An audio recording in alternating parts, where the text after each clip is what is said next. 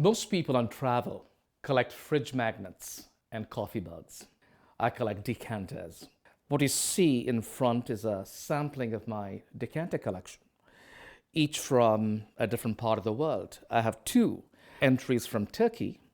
This one in particular is where you put your arm in, and when you serve your wine, you're literally bowing to your guest as a part of Turkish or Asian hospitality when you serve wines. This one is from the island of Lesbo, for white wines, the shape of a mule to pour.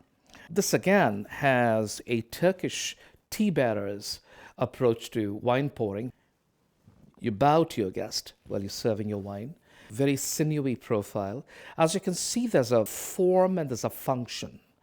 The form is the different styles and aesthetics of some of these decanters. Here's from Fornasetti, the renowned Italian glassmaker, who made the set of wind instruments into decanters and then offered a bulb to further decant the wine.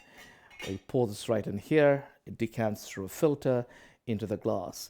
So yes, there is aesthetic, but there's also function.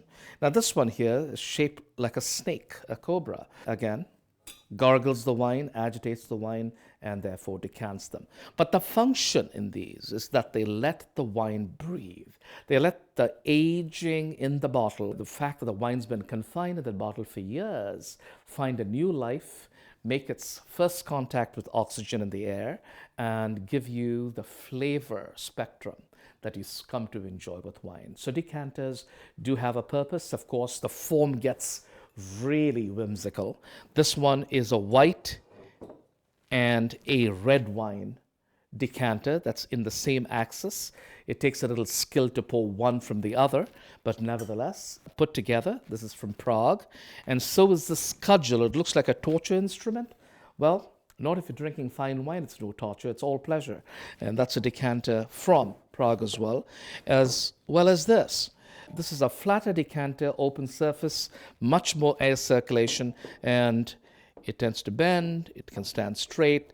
It's just an architectural celebration of glass. So as you can tell, decanters serve a dual purpose, to me a triple purpose.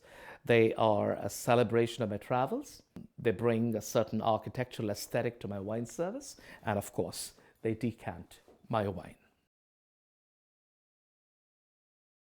A distant cousin of the decanter is the champagne bucket.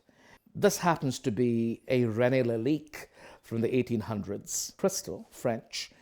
But what I like about the functionality of this remarkably aesthetic piece of crystal is the fact that it keeps the champagne bottle straight and have it surround 360 by ice, allowing the ice to equally expose to his glass around the perimeter of the bottle, unlike other champagne pails.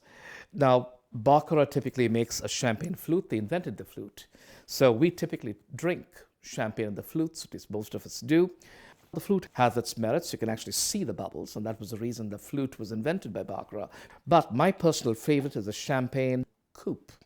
The coupe, well, you can't see the bubbles as much as you can with the flute. You get to taste more of the bubbles because of the wider surface area. And quite candidly, it's just more stylish. It harks back to Rick's Cafe in Casablanca, or to the golden era of lifestyle in the south of France and elsewhere.